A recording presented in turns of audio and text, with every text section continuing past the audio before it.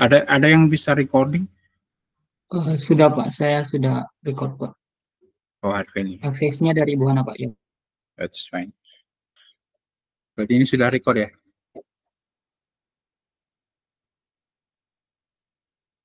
Iya Pak. Oke, mulai. So, kita akan belajar tentang neural network. Pertama kali start dari Google Colabs, new Google Colab Laboratory. Kemudian kita lihat ke Keras, buka Keras. Ini Keras IO, terus lihat guides, terus buka lagi TensorFlow. Ini dia TensorFlow, ada berbagai contoh. Terus buka yang lain, misalnya Google dan lain-lain, step by step. Oke, start. Dan juga buka ChatGPT kalau kita ingin bertanya sesuatu atau programming dengan cepat. Sekarang pakai ChatGPT aja atau pakai DeepSeek. Kita tinggal fotokopi copy paste saja. Oke, start dari mengerti struktur atau materi yang akan saya berikan, yaitu dari Keras.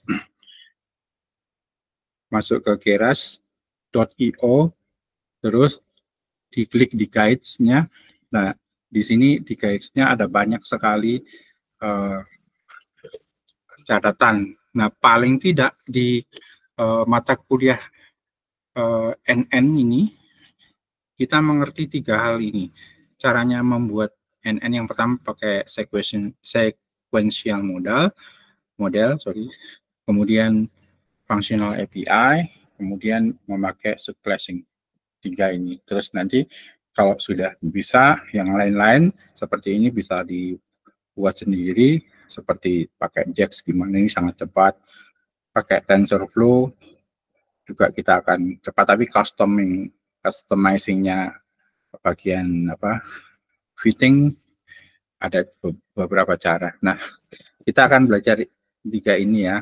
Tetapi kita tidak langsung memakai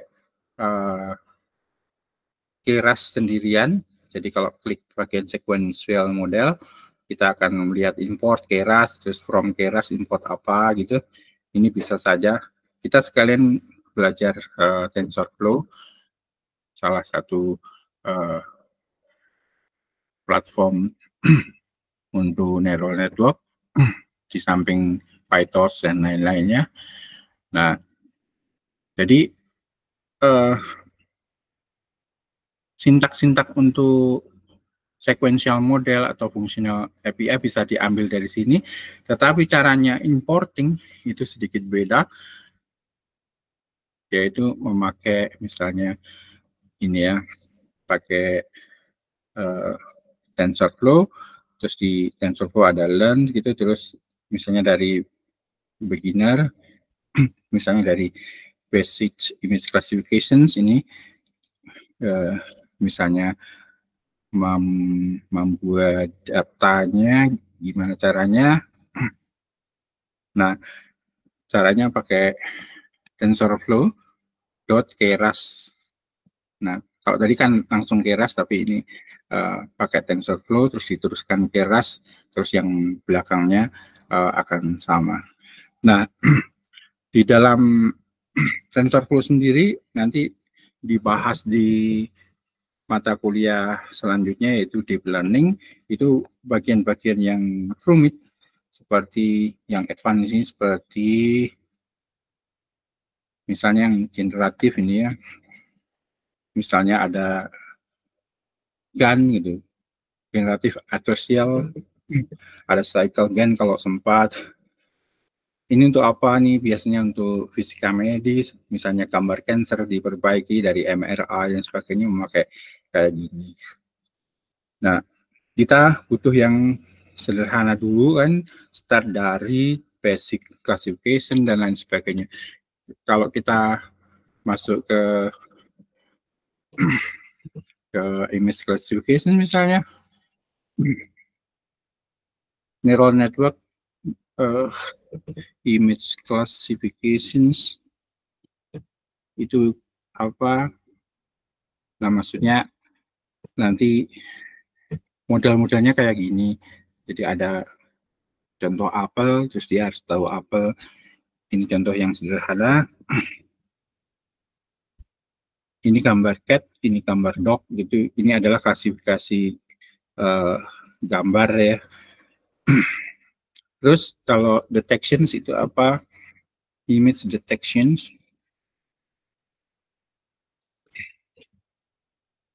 Kalau detection, nah ini, bentar saya cari yang, ini saya yang udah.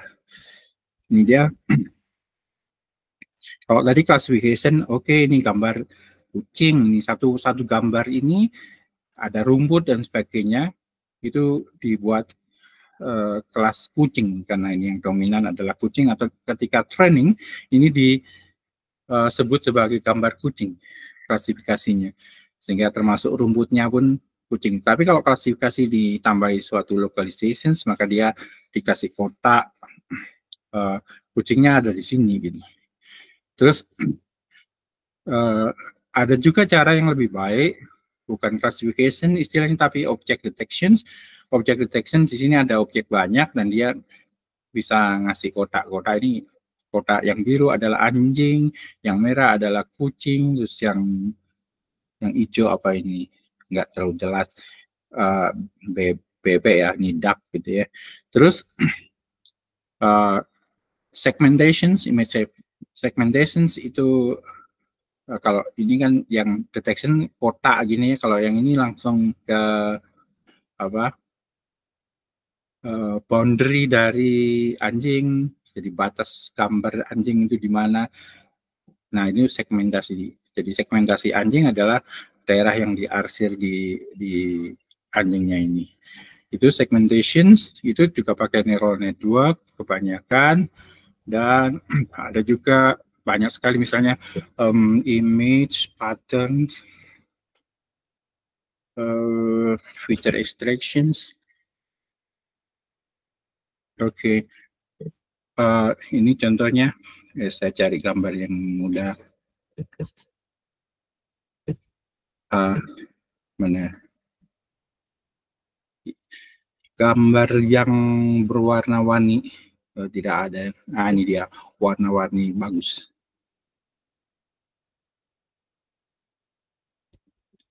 Nah, ini gambar.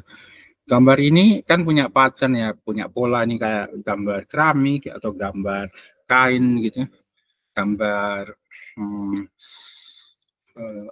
dinding kayu atau apa, pasir dan sebagainya, ini punya pattern tertentu dan kita pengen tahu bagaimana caranya mengklasifikasi pattern-pattern ini dalam kelas tertentu.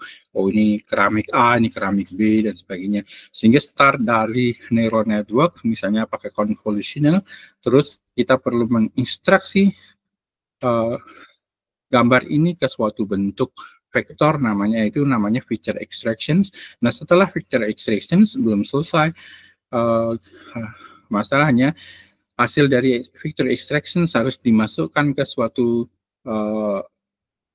cara algoritma yang lain, misalnya pakai neural network lagi untuk mencari kelasnya, misalnya oh ini keramik A, keramik B, keramik C dan sebagainya, atau ini kain batik A, kain batik B dan lain sebagainya, dari input image yang tidak perlu kotak. Jadi biasanya pattern itu akan tidak peduli bentuknya. Jadi misalnya kalian punya pabrik keramik itu dibuat kotak-kotak ya. Tapi kalau ada orang yang ingin beli keramik terus bawa pecahan ya, pecahan itu bisa aja tidak kotak tapi kecil segitiga atau nggak ada bentuknya karena itu pecahan yang nggak enak. Nah, tetapi yang dilihat adalah patterns-nya, bukan bentuk dari pattern-nya. Kalau tadi dog, cat, anjing, kucing itu bentuk dari anjing, kucing itu akan menjadi penting. Kalau patterns itu pola gambarnya itu yang penting, tapi shape-nya tidak penting. Nah, ada berbagai cara yang bisa digunakan. Nah, juga yang tadi sudah saya bahas yaitu yang generatif AI gitu, generatif model itu banyak sekali. Ada GAN, ada contohnya ini ya. Jadi caranya membuat gambar fake, gambar gambar Pak Obama atau Trump dari suatu random noise itu pakai latihan saja, ada noise terus dilatih terus hasilnya adalah gambar tertentu. Nah, itu namanya suatu generatif AI. Ini disebut sebagai generative adversarial neural networks. Jadi ini bisa untuk bermacam-macam, misalnya untuk untuk memperbaiki gambar, misalnya dari jelek menjadi bagus, dari hitam putih menjadi berwarna dan sebagainya. Ada juga auto encoder dulu misalnya untuk image image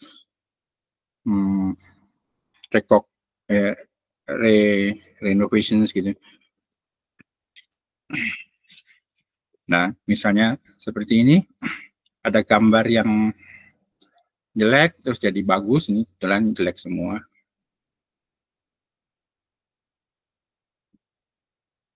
Contohnya ada bagus nggak?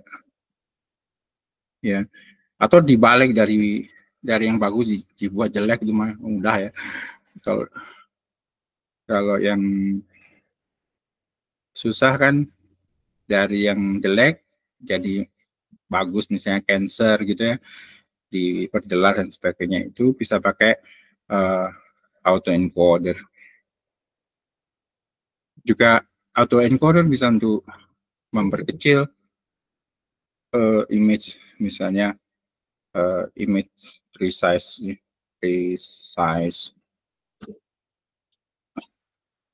itu memperkecil misalnya gambar kucing jadi sangat kecil.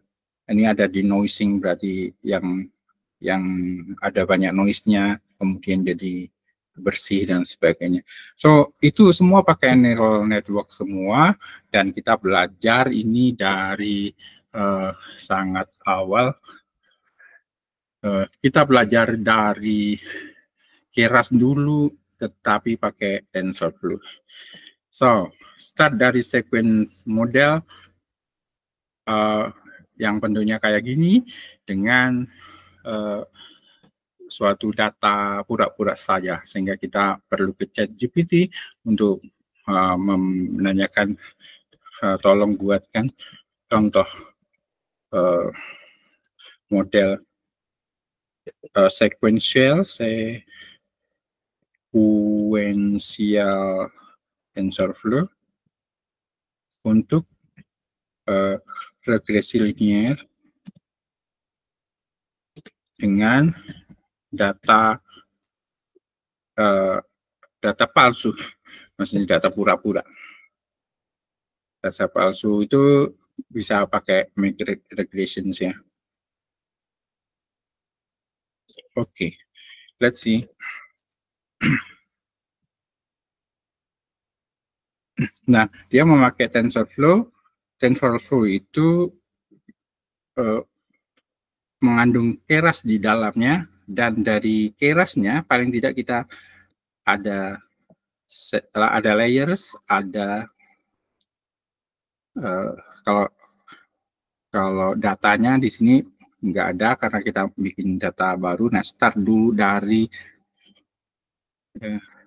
kita copy aja dulu ya. Copy, terus masukkan ke sini. Ini kita NN pertemuan keempat. Kita buat code.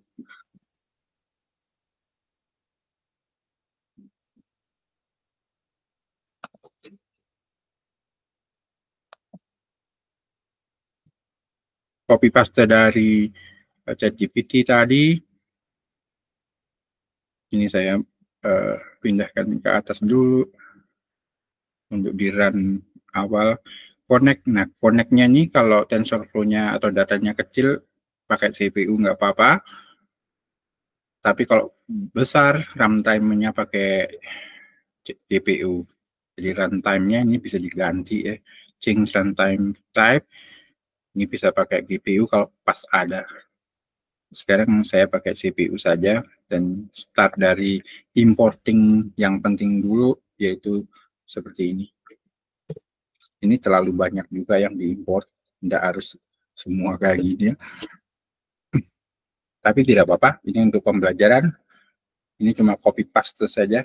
Saya klik banyak code di sini untuk melihat apa yang terjadi di sini.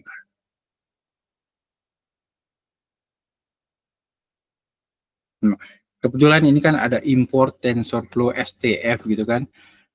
Berarti sebenarnya kalau sudah ada TF, nggak usah dong from TensorFlow input keras karena sudah ada TF kerasnya sudah ada. Jadi misalnya kita klik atau type IF gitu, terus keras, dia akan keras. Oke, karena TF-nya sudah ada, dia pasti akan memunculkan banyak. Nah itu dia. Di dalam kerasnya sudah ada sangat banyak dan kita butuh paling tidak ini ada model, ada loss, ada layer. Ya, ini ada sekuensial karena pengen belajar dari sekuensial.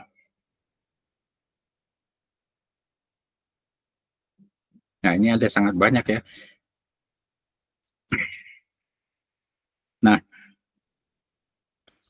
kita sekalian di dalam keras, jadi dot keras itu ada misalnya layers gitu ya. Layers itu ada banyak. Apa saja, Pak? Ini dia. Ada layers untuk reshaping dan sebagainya. Ada untuk activation functions dan banyak banget kan. Jadi sekali import satu saja yang ini import TensorFlow STF sebenarnya sudah cukup karena yang bagian ini kayak layers gitu sudah ada semua. Nah, coba kita lihat models ada nggak? Dir TF keras titik models. Nah, ini ada atau yang ini ya models, banyak models gitu. Nah, modelnya ada model besar, ini untuk membuat model, terus ada sekuensial, terus ada cara load model, save model, dan sebagainya. Terus untuk tadi layer sudah ada, layers yang huruf kecil apa ya isinya? Keras, kalau tadi L besar kan, sekarang L-nya kecil mungkin. Ini adalah layer-layer yang sama aja sih, seperti membuat dance dan sebagainya ada di sini ya.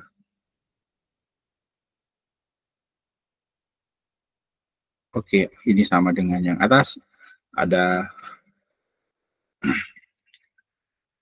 convolutional dan sebagainya. Saya biarkan aja. Terus ada apa lagi yang kita perlukan? Kita klik code banyak. Kita cek dir tf.keras terus optimizer. Nah, di optimizer ada apa? Salah nulis Keras. Optimizer mestinya ada S-nya. Nah, optimizers. Nah, ini caranya membuat mencari apa parameter yang paling optimal dengan cara seperti ini. Ada delta, ada vektor, ada grad, adam, dan sebagainya. Ada banyak, ada SGD dan sebagainya. Nah, paling tidak ada 4 ya. Jadi paling tidak menulisnya daripada import. Ini saya tulis lagi ya, from TensorFlow ini import. Nah, ini boleh layernya saja, import layers gitu. Ini satu kali layers. Terus from TensorFlow. Terus modelsnya. Terus from TensorFlow optimizernya. Terus from TensorFlow lossesnya. Ya, lossesnya. Metrik juga boleh. Nah, paling tidak 4 itu metriknya nggak harus. Tapi biasanya memang dicari, misalnya nyari RMSE, nyari itu hasil evaluasi itu ada di metrik ya. Oke, kalau mau satu-satu ya caranya import seperti ini. Ini sementara tidak saya kerjakan, yang ini saya tutup saja. Nah, ini akan lebih enak daripada ya seperti ini ya, import TensorFlow TF sendiri, terus import Keras sendiri, terlalu banyak. Berarti ini terlalu banyak. Misalnya dari Keras pun ya, karena ini sudah import Keras, saya bisa dir Keras gitu. Titik apa tadi? Yang Keras titik. Nah, ini ada banyak. Misalnya loss-nya gitu. Nah, itu ada banyak loss gitu ya. Atau yang lain. Keras losses ada nggak? Losses, oke. Nah, ada losses di sini ya. Karena apa? Karena di sini sudah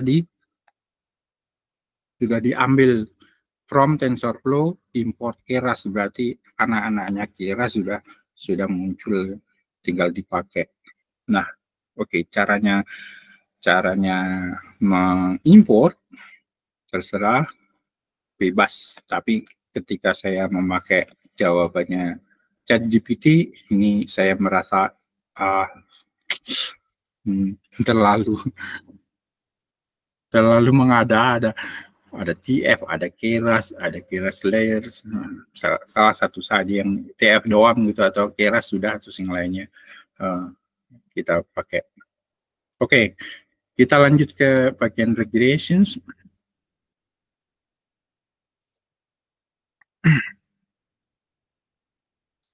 Mana tadi?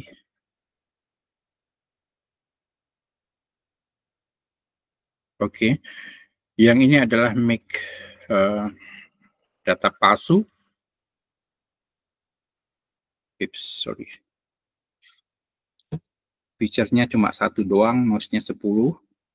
Ini feature-nya boleh banyak ya. Ini satu feature biar apa mudah. Terus dibagi di train test split berapa persen ini, 20% untuk tes. Kemudian memakai standar scaler. Ini saya kasih satu persatu aja.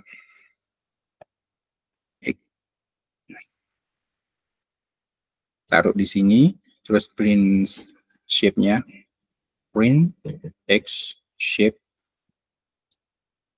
print Y shape. Apa yang terjadi?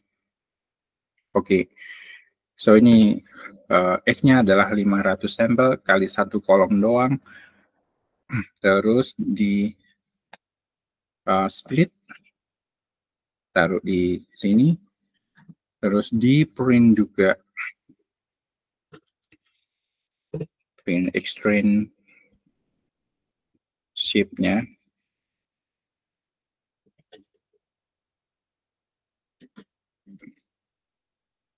Oke, jadi 400 untuk training, 100 untuk testing. Fine. Terus scalar. Scalar itu ngapain? Ini taruh sini saja, quote.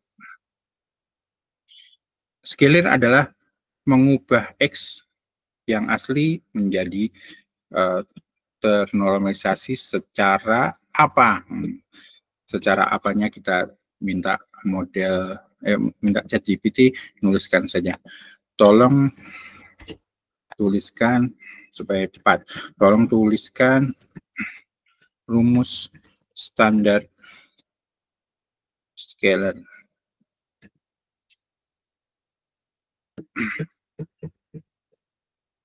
Oke, rumus standar scalar itu set score adalah seperti ini.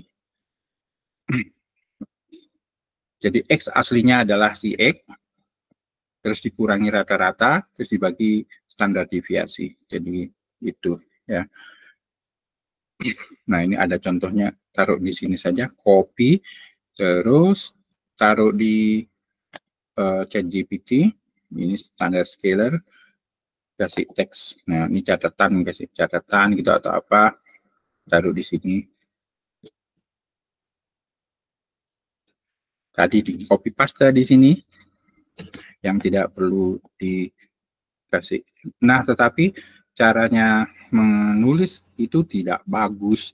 Kalau ada tanda kuning begini, biasanya ini adalah single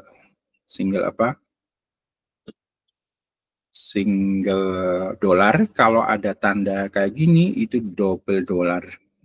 Nah, coba ya, saya ubah satu saja, yang lainnya biar ini. Nah, nanti akan kelihatan yang sudah saya ubah itu akan jadi bagus. Ini saya ubah sudah. Yang belum saya ubah nih ada tanda kurungnya yang kuning tadi kayak gini. Dan ini sudah pakai double dolar. Yang belum pakai double dolar itu nanti akan muncul kayak gini nih. Nih, lihat. Yang nggak jadi tulisan yang bagus. Jadi ini kalau mau semuanya diubah, nah yang ini diganti single dolar gitu. Dan seterusnya ini double dolar. Nanti dia akan muncul lebih bagus. Nah, ini dia sudah mulai bagus. Oke, kalian urus sendiri. Itu adalah cara standarisasi. Jadi set, hasilnya adalah set dari X asli kurangi rata-rata bagi sigma. Berarti yang di atas ini standar scalar menyuruh si extrin yang disebut XI menjadi set. Extrin yang di luar yang ini adalah set sama dengan X min mu per sigma. Jadi yang X test juga sama ya. Oke, terus caranya membuat sekuensial seperti ini. Model keras sekuensial. Terus ini hanya satu neuron tanpa aktivasi linear. Nah, bagus. Ini contoh yang sangat mudah. Ini kita copy saja. Terus kita run semua. Sudah ada caranya menggambar juga. Kita run.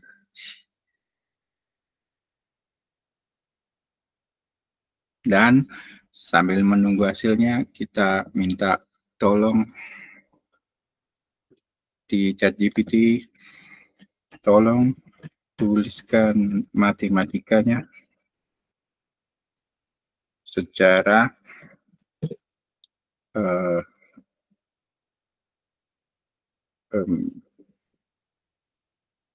komposisi.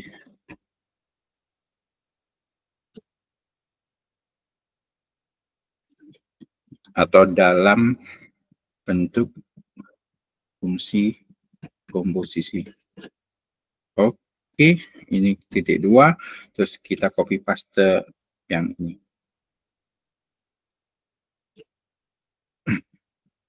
Nah, model sekuensial itu hanya satu garis, dan kebetulan ini sangat mudah, hanya satu layer doang, satu neuron dan satu layer, sehingga kode yang kayak gini punya rumus tertentu dalam bentuk komposisi fungsi. Bentuk apa? Bentuk umumnya adalah ini kalau layernya banyak, ini F layer terakhir, diteruskan F layer sebelumnya sampai F1. Karena hanya ada satu layer, maka nulisnya adalah F1X doang. Terus F1 bentuknya apa? F1 adalah WX plus B. Oke, sehingga bentuk caranya memprediksi isinya hanya begini. Y hat adalah WX plus B, berarti W dan B adalah parameter yang dicari. Nah, nanti kita pengen ubah nih dia dalam bentuk dua layer. Layer pertama ada 10 neuron dan satu layer terakhir untuk regresi. Ini bentuknya dalam komposisi matematik adalah F2 sama F1. F1-nya selalu WX plus B, terus F-nya tergantung dia pakai apa, misalnya ini relu, berarti adalah fungsi relu. Terus setelah jadi rumusnya apa, dia akan diteruskan oleh fungsi yang kedua, kebetulan ini linear ya, dan satu tanpa activations, maka langsung F2-nya adalah W2 set. Nah, si set itu mana? Setnya adalah hasil dari F1X gitu ya. Jadi set sama dengan F1X itu jadi inputnya si F2. Sehingga totalnya, bentuknya adalah seperti ini. Dan seterusnya. Oh, kita cek apakah hasilnya sudah jadi. Nah, hasilnya sudah jadi, tapi hasilnya ini jelek. Prediksinya jelek karena apa ya? Terlalu modelnya terlalu gampang. Ini hanya satu neuron. Coba kita buat ini 10 neuron seperti tadi. Dan ini layers dense. Tambah satu. Oke. Ini ditambah activations. Ya, sama dengan relu. Relu kemarin sudah diterangkan sama dosen yang lain ya, sama Daniel saya kira juga sudah. Nah, ini kita run ulang, compile ulang, dan cek apa yang terjadi. Salah tulis di suatu tempat.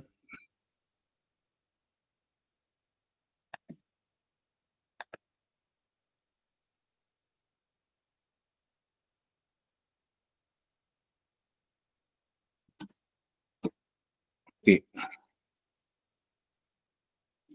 Jadi caranya penulisan secara sekuensial adalah model titik sekuensial terus diisi ini layer-layersnya. Kita bisa menulis dengan cara lain, saya kira. Coba hasilnya. Oke. Hasilnya sudah lumayan bagus. Ini masih jelek. Tapi kenapa dia bisa menceng begini? Karena ini linear regression. Namanya linear. Datanya memang linear nih. Tetapi neural network, walaupun isinya adalah tadi fungsinya adalah apa? Awalnya adalah linear, tapi setelah masuk ke mana? Komposisi functions, dia menjadi tidak linear. Nah, relu dari ini dikalikan ini sudah tidak linear banget gitu. Jadi bisa tadi fungsinya belok. belok-belok. Oke, ketemunya adalah tadi. Kita coba ya. Tolong tulis ini dalam bentuk sekuensial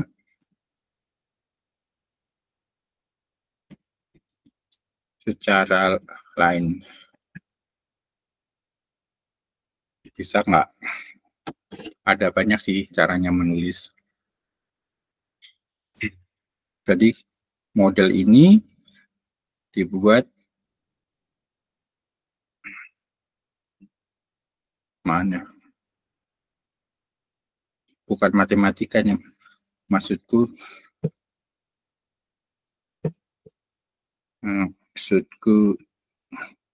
cara menulis kodenya, kode Python-nya dibuat cara lain.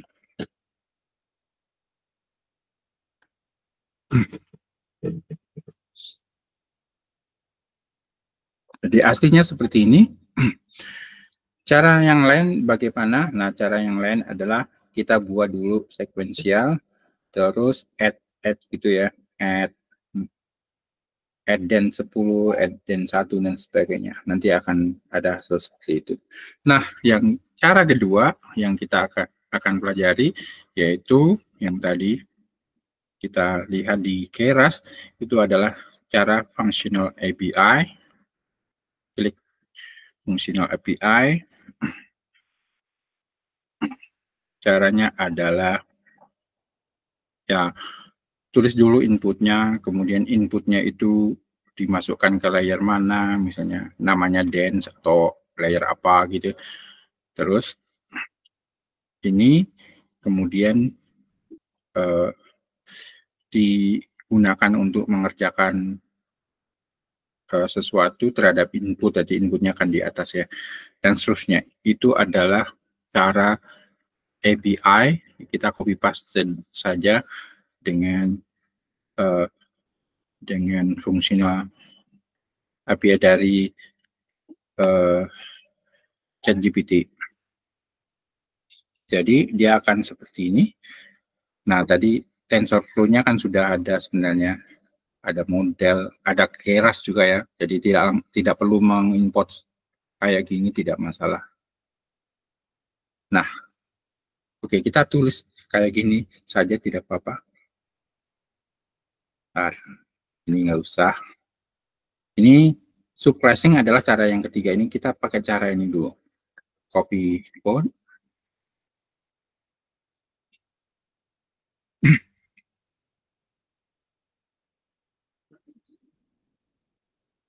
Oke, copy paste ke NN. Kita kasih tulisan dulu.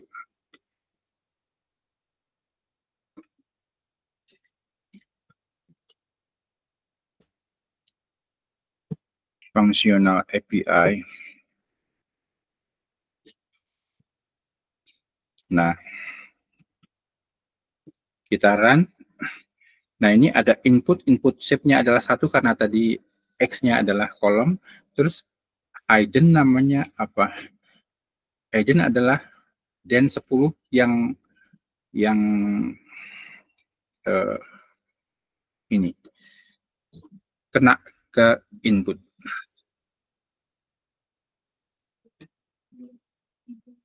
Oke, jadi caranya running gimana? Satu persatu bisa juga. Ini kalau kita ketik input, apa yang terjadi? Input doang gitu. Dia akan, oke, dia adalah Keras tensor ya, dengan shape nan, 1, berarti 1 kolom.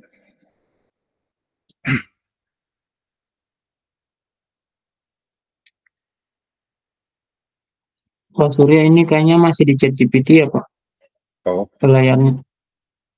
sorry, belum aku klik.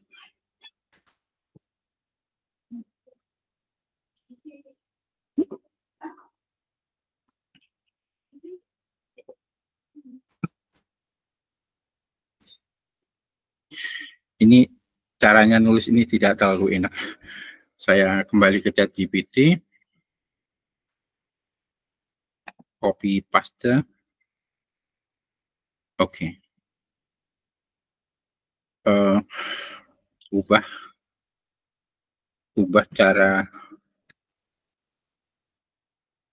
fungsional API ini menjadi fungsi yang bisa dipanggil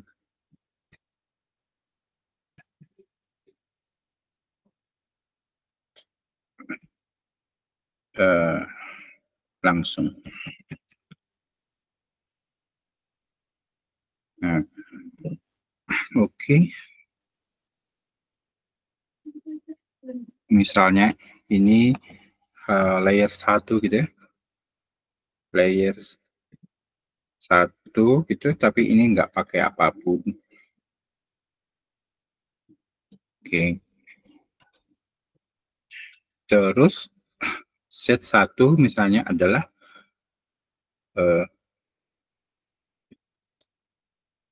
layer 1 dari X gitu misalnya.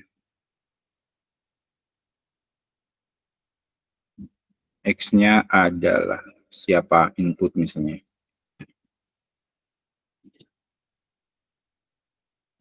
Dan seterusnya. Oke. Nah, ini juga diubah.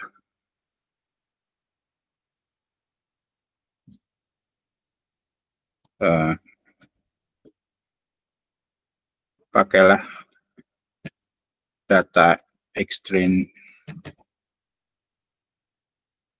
untuk cek hasil.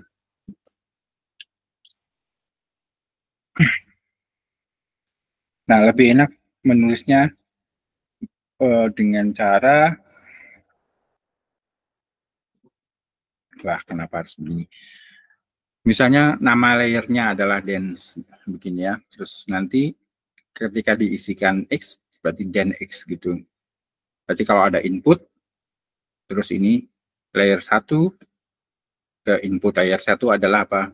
Itu den 1. Tolong tidak usah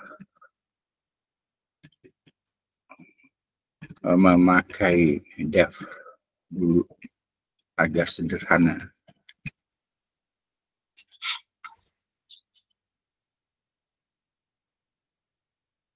Oke, yang lebih mudah dulu.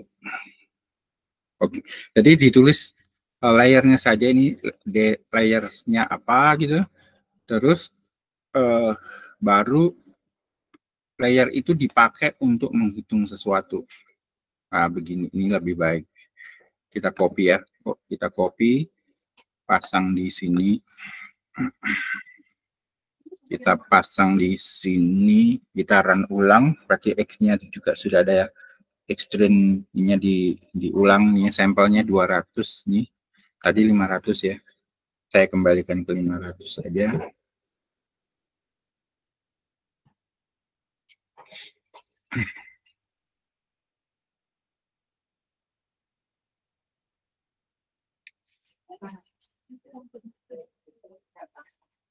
Oke, dan yang ini saya buang dulu.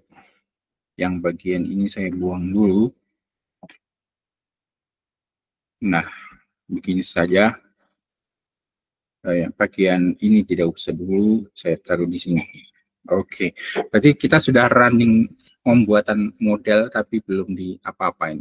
Extrain-nya sudah ada. Jadi input adalah satu kolom, terus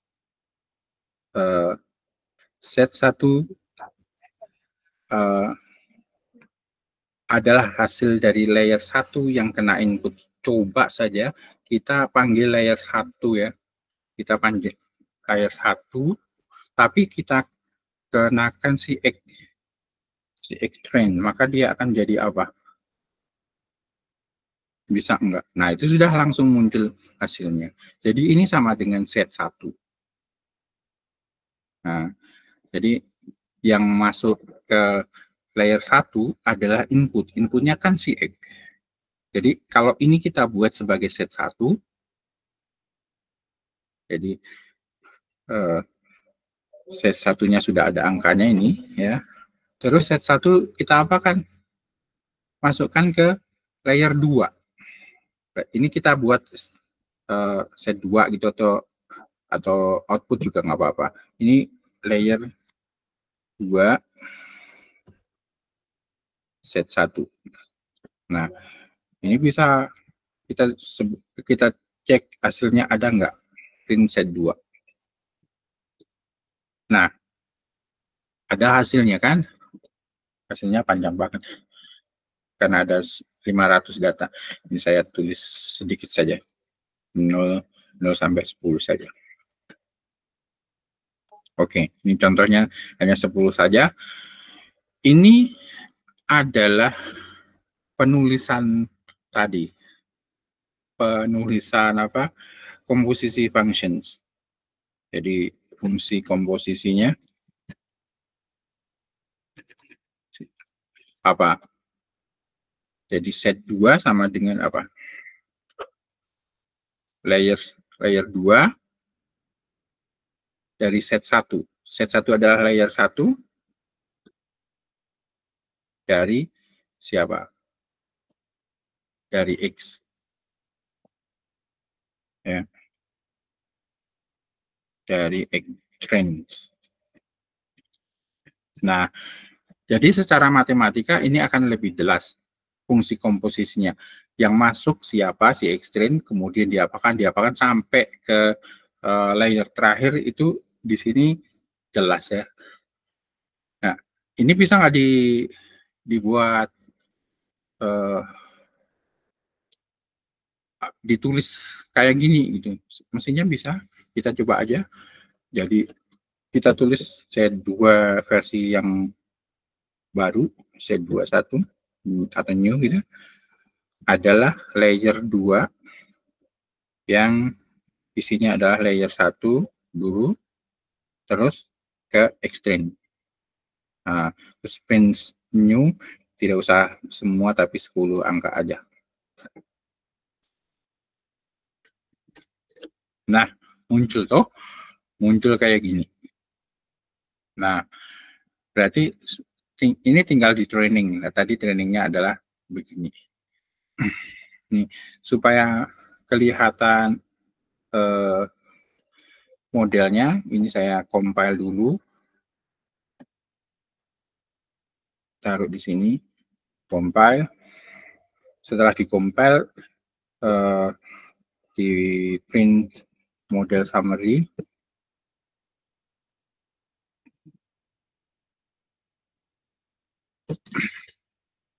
Terus plot model.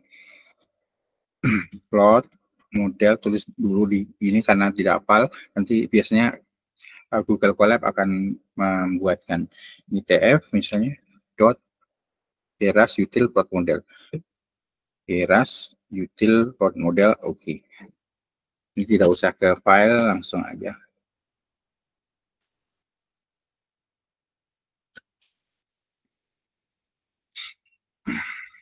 Nah, akhirnya dia akan membuatkan satu ini ya,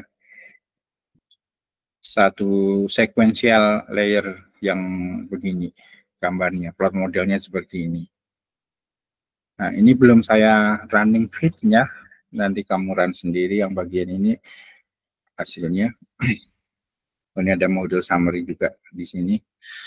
Nah, sekarang bisa buat dengan cara lebih pusing, yaitu dengan cara branching. Kita ke ChatGPT lagi, terus tolong buat model fungsional API yang mempunyai 2 branch. Kalau tadi sekuensial itu satu garis saja. Sekarang kita mempunyai dua branch.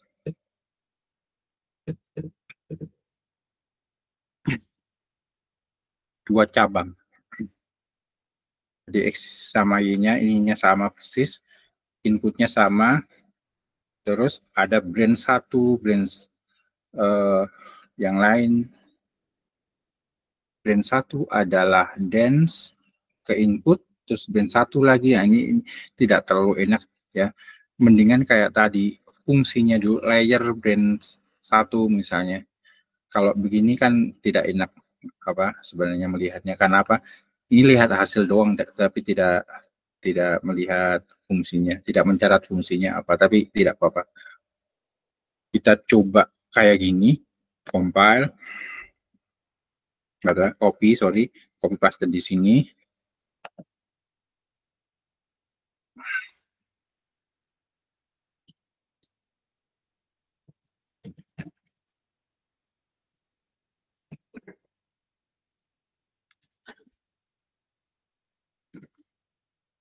Tidak saya feed dulu. Jadi bagian feed saya buang dulu, taruh di bawah. Nah, tapi di sini setelah compile saya pengen memplot saja. Ini summary-nya tidak usah dulu, tapi plotting ya seperti ini saja. Head checks apa yang terjadi. Nah, dia akan ada branching, artinya apa? Input yang tadinya satu kolom itu di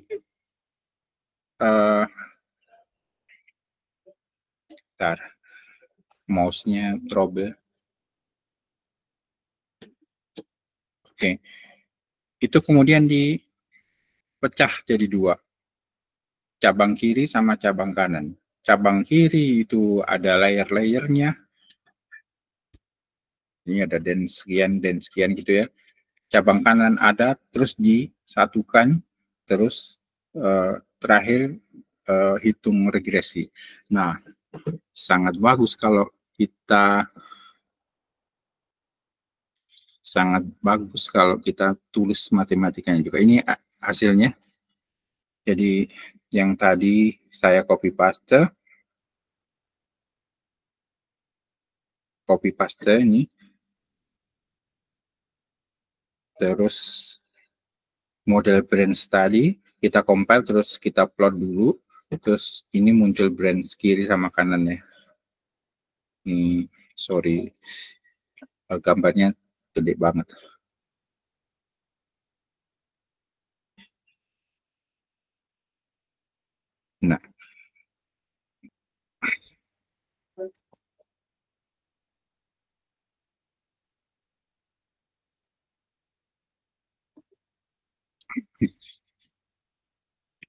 Nah, X tadi ada dua branch dimasukkan di input, tapi dihitung di branch kiri sama branch kanan, kemudian digabung lagi concatenate, kemudian baru regresinya dihitung. Nah, branch-nya bisa ditambahkan branch ketiga, atau bahkan dari branch 1 dan 2 itu nyambungnya nggak perlu simetri kayak gini, tapi dari DEN 9 misalnya nyambungnya ke DEN 8 dan seterusnya. Jadi bikinlah model yang pura-pura kita tidak tahu hasilnya, tiba-tiba bagus, berarti kalian akan jadi terkenal kalau misalnya hasil regresi atau klasifikasinya jadi sangat bagus.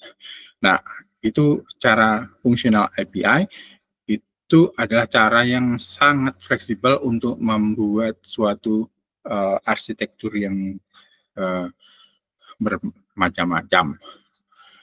Nah, kita tanya yang terakhir dulu ke model ke ChatGPT. Tolong tuliskan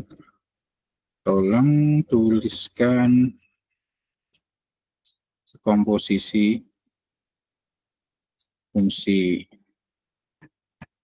model dengan branch dengan dua cabang di atas.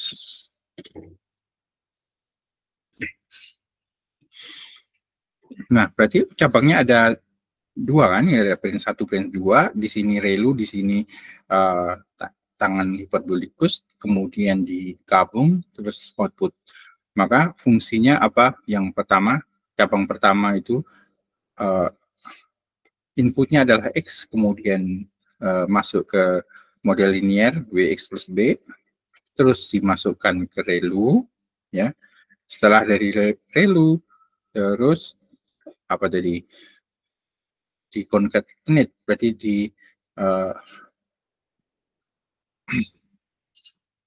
mana? Bukan concatenate, belum ada. Ini baru sampai mana? Relu dulu.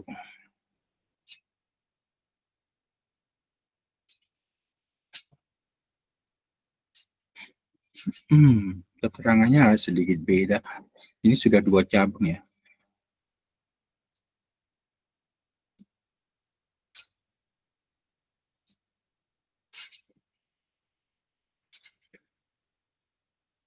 Input, kemudian branch 1 masuk relu, terus mungkin ini gambarnya ini yang salah, gambar yang benar adalah yang ini. Oh ya, ini gambarnya ada dua layer di sini, berarti ini relu dulu, kemudian apa? Oke, gambarnya yang dari ChatGPT ini agak salah ya.